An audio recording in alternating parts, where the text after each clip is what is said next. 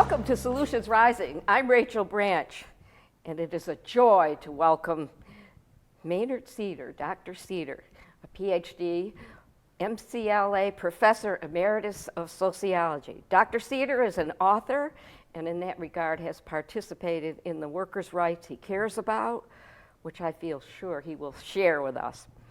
Maynard also tried to help all of us from the North County Cares Coalition save our North Adams Regional Hospital.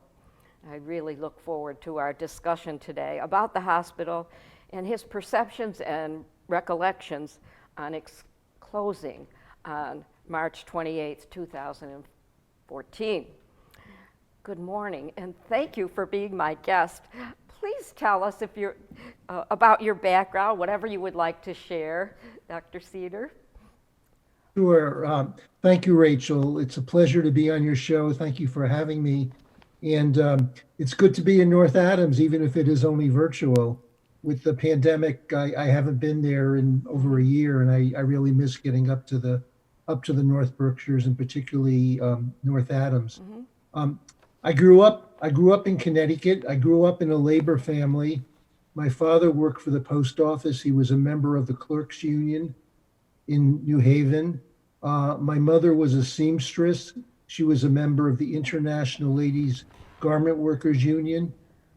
So I learned a lot about unions growing up, and the importance of unions and the importance of dignity, the dignity of work. And as I was growing up and going off to college at the University of Connecticut, the civil rights movement was taking place. And that to me was also a lesson in the importance of people protesting, people being out in the streets, of developing social movements to bring us what we really need that we weren't getting from the status quo, that we weren't getting from the government, whether it's labor rights, whether it's minimum wage, or whether it's civil rights. I went on to graduate school at the University of Wisconsin in Madison, Wisconsin. Learned a lot in the classroom, learned a lot out of the classroom as well. Ended up doing some teaching at a small historically Black college in Tennessee, Knoxville College, which was a very important experience for me. And then ended up spending a year in California. And I wasn't able to get a teaching job there, but I did get a job working in a factory, transformer factory in the Bay Area. We had a union, we had a strike, I was in the negotiating committee. So I learned a lot about sort of the inner workings of a factory, as much as you could learn in a year. And one of the things that impressed me about it was the diversity of blue collar workers. I mean, often in the media and even in academia, you sort of get a stereotype of blue collar workers. And I found a huge diversity there in terms of age, in terms of skill level, in terms of politics, in terms of interest. There was ethnic diversity. There were a lot of Latino workers there, a lot of Mexican Americans there. There was racism that went on from the managers of the place. We ended up bringing in OSHA to try to deal with a number of workplace safety issues. We had a strike. I think I might have already mentioned that. So there was a lot that I learned during that period of time, and I ended up writing about it in a book called A Year in the Life of a Factory. And gradually I moved back east, had a number of different teaching jobs, and finally, and very happily, landed in North Adams in 1978, where I started teaching at was then North Adams State College, now Massachusetts College of Liberal Arts. And for me, it was a great place to be because I liked working with working class students, first generation students at the college. And also it was a great sort of broader environment because it was a labor town. I mean, as soon as I was driving up to North Adams, I remember driving through Adams and, what is that statue of William McKinley doing in Adams? I mean, I've heard of statues to Washington, to Lincoln and people like that, but William McKinley. And I soon found out it was not so much because what he did as president, but when he was in Congress, he pushed a very important tariff, which really helped the textile owners in Adams, the Plunkett family. And he came to Adams at least 3 times, and also to North Adams. He was celebrated there, again, mostly because how he helped the mill owners with their pricing against prices that would be coming in from Great Britain. And as I, got used to being in North Adams, learned about Sprague Electric Company, the other mill workers, and so on, and just tried to develop in my own classes courses and opportunities for students to learn more directly about work in the workplace, in the mills, in other kinds of opportunities as well. That is just incredible. I have not known this background of yours, which explains now the union. Of course, I spent many years in Bridgeport, Connecticut, lived there for 23 years, and Colorado for 11 years, and I've always been working class. But coming back to North Adams to take care of my mother, of course, I came out of the families that were, my great-grandfather, treasurer and then president of Arnold Print Works, and my grandfather, treasurer of Sprague Electric Company. So I grew up, I think it was in your book, talking about Church Street gentry, a phrase I had never known about. But a very different North Adams when I came back in 2001, and learned a lot of history that I didn't know about. But I had also participated in many, many civil rights and human rights work, and the foundation of actually my community work came out of the Metro Denver Urban Coalition in the early 70s. So there are a lot of stories about that. So anyway, it was always about, and I would imagine for you also, it was always about the worker and the fact that so many workers do not have a voice. And I was pleasantly surprised and awed to find that you were also a participant in everything that was going on here that were workers' fights. And I learned more about you from when Michael Wilbur came on this show about Extile, and I didn't even know about that firm and your involvement there, and that, of course, that segued into, naturally, the fight for the North Adams Regional Hospital to try to save that. Right. So let me just ask you a question. So your grandfather was George Flood? yes, George So B. he- Flood. My father was George M. Yes, George B. Yeah, Flood. that big house on Church Street, right? Yes, that big house on Church Street. Actually, that house, which is now belongs to the Lewison house, they call it the Flood House. That was my grandmother's house. And my great-grandfather, Arthur Gallup, you'll always hear William Arthur Gallup, but he went by Arthur. He built that house in 1894, I think, yes. And of course, at that time, I didn't know. We lived at 124. My grandmother and grandfather were 149, and 164 were Neil and Harriet Welch. Neil became CEO and president of Sprague Electric Company. Harriet was my father's sister. And then I found out coming back, I had gone to parties, dances at the Masonic Temple. I didn't know that was the home of the first mayor of North Adams, who's my step-great-great-grandfather. Kind of fun, interesting information. Yeah, very much so. Historically. Well, at the college, I began teaching a course called Social History of North Adams, in which we had students going into the community and doing a lot of oral histories. That started in the mid-'80s because there was a program and we decided to look at the Great Depression in North Adams 50 years later and what was going on with the New Deal. And students went in the community. We used newspaper accounts, telephone books to find people who were involved during that particular period of time. And we were fairly successful in doing so. People during that time who were active would have been in their 70s and 80s. And we got some very good interviews during that period of time about the mills, about the mill strikes, about mill housing, about daily work and what that was like. And students got really, really engaged in it. And I continued to teach that course over the years. And a lot of it was involved with Sprague Electric Company, what was going on at Sprague. And then the question became, what comes next? And what is Mass MoCA going to mean for the community? And in 1995, we put on a play at the college, a local history play called The Sprague Years. And it focused on labor relations at Sprague during that period of time. And we had access not only to the interviews that we did, but also to a lot of union archives and also Sprague Corporation archives. So we're able to get the exact words that people said at union meetings, the messages that R.C. Sprague was sending out to the workers.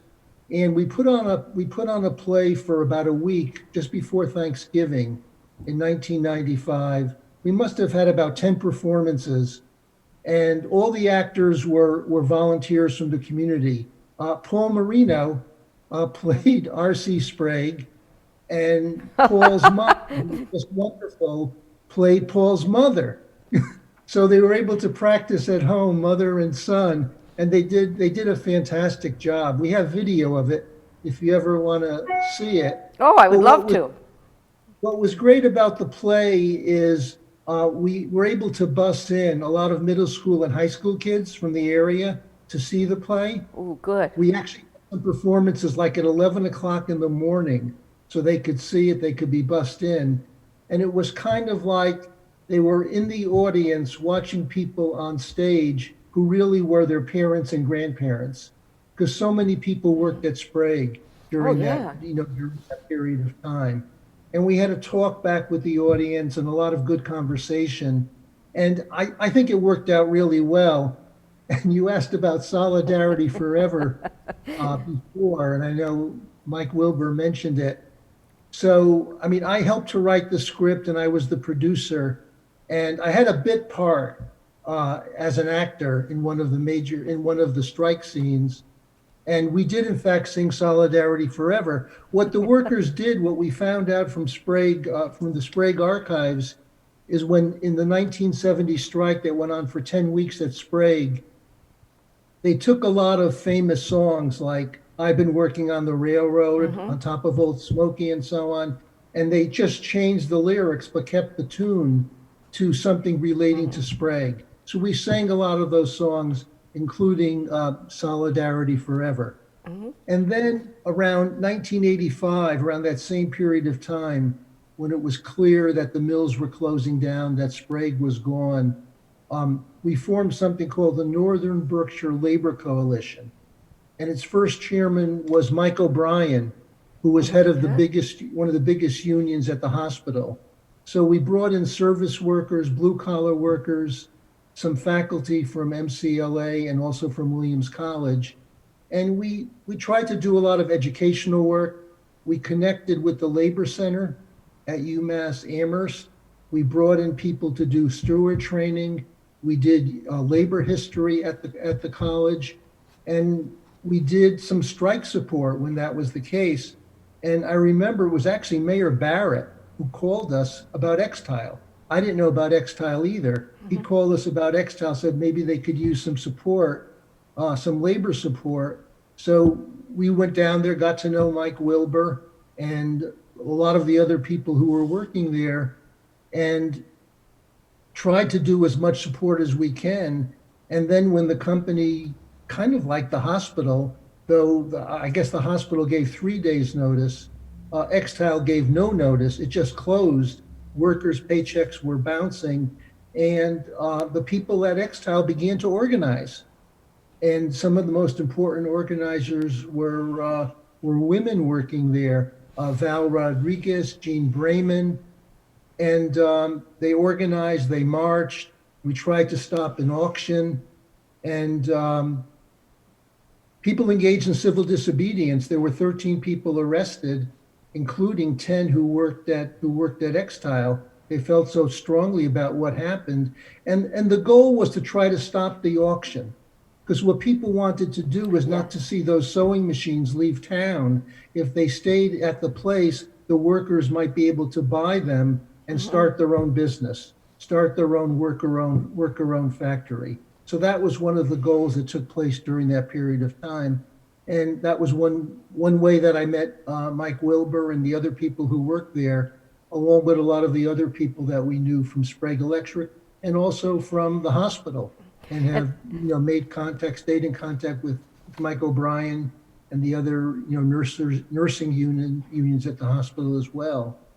I So would, that all led up to 2014. I would love to have taken your class, and I certainly want to see that. And I do remember in high school, I think there was an attempt to unionize at Sprague, and this is just out of my memory. But this all, as I've said before, these are lifetime commitments, and you certainly have shown that. And I had always, for some reason, worried about the underdog, and that's also foundation of my life. And I didn't think about the family and how we were living, that it was different. I think I knew there was a lot of philanthropy in the family, but the community, I mean, Arnold Printworks and Sprague Electric Company were the biggest employers in North Adams. And then to see, and we'll go right to the hospital now, to see that loss of the hospital was astounding. And I know if you lose your hospital or your religious organization or schools, this is the decline of your community. Right, right. Yeah, and I mean, the loss of the hospital in North Adams is not unique.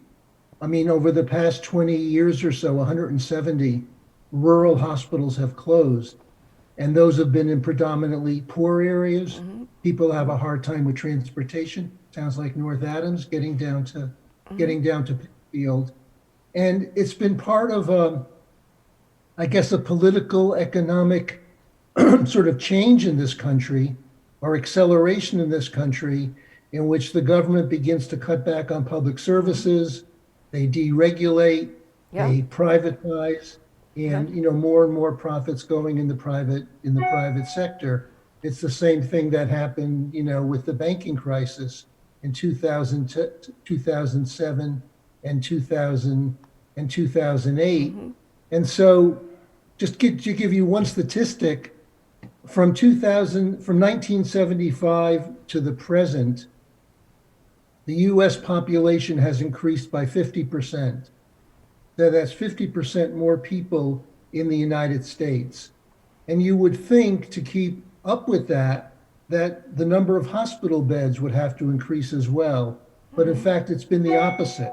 There's been a 38% decrease in hospital beds, from about 1.5 million to about 900,000. And we saw the crunch with COVID.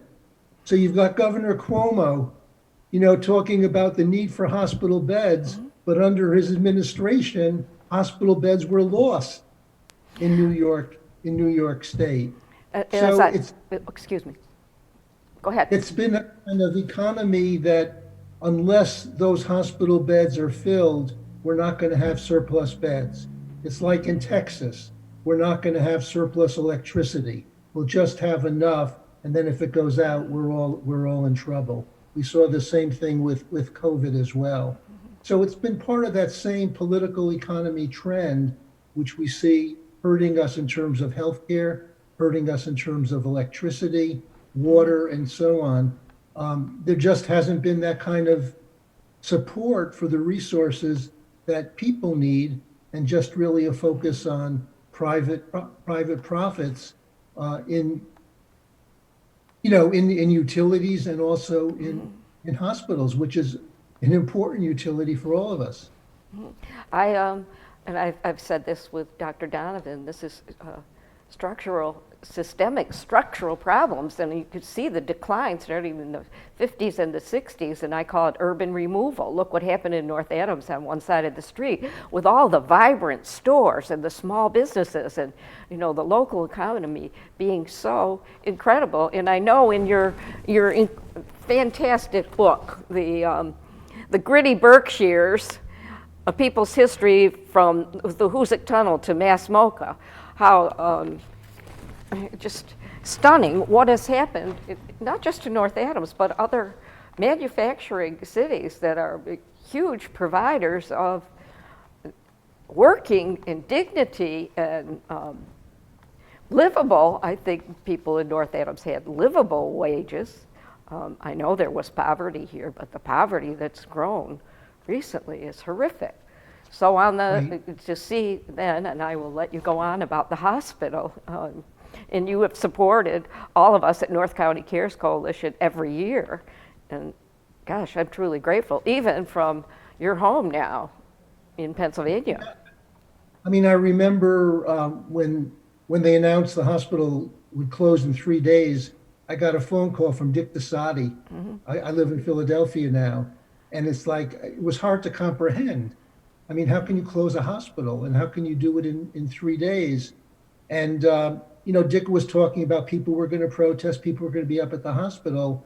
And I think that was great, but I don't know if you remember, but Dick had suffered a concussion. Yeah. About a month before that. He slipped on the ice while doing a job in the post office outside. And I said, Dick, you got to be careful. You can't go up there. He probably did. Yeah. They closed the hospital. I mean, I'm still sort of astounded by all that. Dick told me about his son, who ultimately went on to make a documentary, very good documentary. I don't know if you've showed it on Berkshire Cable, about the closing of the hospital.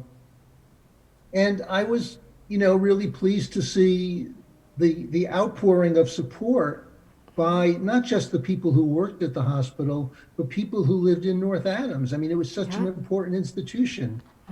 Been there for over 100 years, 530 people worked there. What was disappointing was the reaction of the politicians, was the reaction of the government, was the reaction of the Democratic governor of the state of Massachusetts, and also, for the most part, the Berkshire delegation. And it was kind of like, well, you know, you'll have some outpatient up there, you'll have an emergency room, and if you need something, go to Pittsfield. And I think right around the time the hospital closed, 2014, as you probably know, the state gave a grant of $25.4 million to Mass MoCA in order to expand and to develop building 6. And, you know, they were different sources of funds, but it just seemed kind of incredible to me that when a hospital is closing and it could be saved with a few $1 million, the state instead decides to expand a museum. I mean, the museum is great, but there's a question of priorities. And the Senator Adam Hines, who was head of the Northern Berkshire Community Coalition, which basically at that time took the position that, well, we lost our full service hospital, we're not going to get it back. He was questioned about the $25.4 million that was given to the museum, but the hospital closed. I just want to quote what he said. He was interviewed by Commonwealth magazine. And he was there only a short time and was not involved in fighting for the hospital. He was only at the coalition a short time because of his run for state senator. Right, right. But this is when he's already, he's interviewed years later when he's already a senator. And he did agree that maintaining medical services in North Adams is, as he put it, a very real concern. But when it comes to making the decision of what the state is going to invest in, we are going to invest in what seems to be demonstrating the great promise, the most promise. Then he talks about MoCA. This is a quote. They have created the buzz. You see that in other new projects and new investments coming in from outside Massachusetts. Every project has a critical juncture, and Mass MoCA has reached that juncture. So, I mean, that was the choice that was being made during that period of time. And the tsunami of jobs that were lost in the city itself, you know, it wasn't just the 530 jobs at the hospital, it was the corresponding loss of jobs at local businesses that were supported by the income of the families that were working at the hospital that affected all the local businesses. Right. And Right. Mass MoCA was supposed to provide all kinds of jobs, and as far as I'm concerned, that's a little village unto itself. It's like a little Vatican. It has not sustained or increased the job market in North Adams. You know, in listening to Dr. Donovan talk about the history of the hospital, it was very clear early on when the hospital got started. It got started because of a catastrophe, you know, and 8 people killed in a railroad accidents. That the community was very much involved with the development of the hospital. I mean, people took up donations, you know, all over the city and churches and so on, and helped to support the development of the hospital. And I think there was a time in U.S. history when the hospitals were really run by the community. And that's shifted over the last 30, 40 years, and it's been much more corporatized. So if you look at the board of directors of Berkshire Health Systems, of Berkshire Medical Center, they're members of the business community. They're from finance. They're from banking. They're doctors who are connected to the hospital itself. Excuse me, their vice president, a vice president from Williams, a former vice president from Williams, the president of Berkshire Community College, a vice president from Berkshire Community College. The only person I saw on that board who had day-to-day direct contact with, quote, ordinary people was a woman who was an adjustment counselor in the Pittsfield school systems for 30 years. She's now retired. And I think you just need more people on that board who see the day-to-day difficulties of making a living and getting to a healthcare facility without a car. If you don't have that, you're not going to hear those voices, and you're not going to be able to push for something that really needs to be done. I mean, even with that, I don't know what the board of directors is like at Bay State, which is, you know, the biggest hospital in Western Massachusetts. But Bay State makes a significant profit, I think over $60 million a year. And they control a hospital in Palmer, Massachusetts, you know, a small community, rural community, not that different from North Adams. And that hospital loses money, but Bay State has not closed it. They feel they've made enough with their profits that they can keep a hospital that serves the community, even though it's losing money. I'd love to, I mean, I haven't done this. I'd love to do it with those board members just to sort of figure out how that came about and sort of make that kind of comparison with BMC and North Adams. We're getting close to the end, but I'm going to let it go a couple of minutes. I hope Dave Fabiano and Nicole Brown will bear with me, because this is a real sadness, and I would love some last thoughts from you. And gosh, once more, we'll probably have to have you come back, Maynard, because this is an ongoing conversation. So what are your last thoughts for this program? My last thoughts is I'm really, really pleased that, you know, the Northern Berkshire Cares Coalition is still going on, is still keeping that, you know, that anniversary in line and still pushing for a full service hospital. I mean, it's part of it is national policy. You know, we need Medicare for all. We need single payer health care. We need to cut back on the military budget. We need a Green New Deal. We need all of that, which would help, you know, bring back a full service hospital. On a local basis, one of the things that sort of has inspired me and pleased me is just seeing a news account about a week ago in the Berkshire Eagle that there's a group called Change Berkshire Culture. And it's a group of about 90 people who work in the museum service kind of economy in Berkshire County, who have started sort of a social media campaign to organize and get together to talk about the need to improve their conditions, the long hours they work, the low pay that they have, not being treated well on the job. So we're beginning to see, if we are a service economy, if we are a tourist economy, it's good to see the beginning of organizing in that way. And I look forward to finding out more about that group. And we will I would welcome you so much if you would come, and we will do another show on workers' rights, because it is so pertinent to our discussion about the closing of the North Adams Hospital. And to think it all started with a train crash. And I think it's Mike Wilbur who said it here, was the train crash of our economy. And to think, for me personally, to realize my great-grandfather, Arthur Gallup, added beds in 1891, and here I am, his great-granddaughter, once again fighting for beds, which is like just wild that we would be fighting for beds from 2014 on. And the need is so great, and COVID accents that need. So Right, exactly. thank you so much, Dr. Maynard Seider, Professor, MCLA Professor Emeritus, and please come back. And if each one of us pick up one problem and solve it, imagine the incredible view we will all have of solutions rising. Thank you.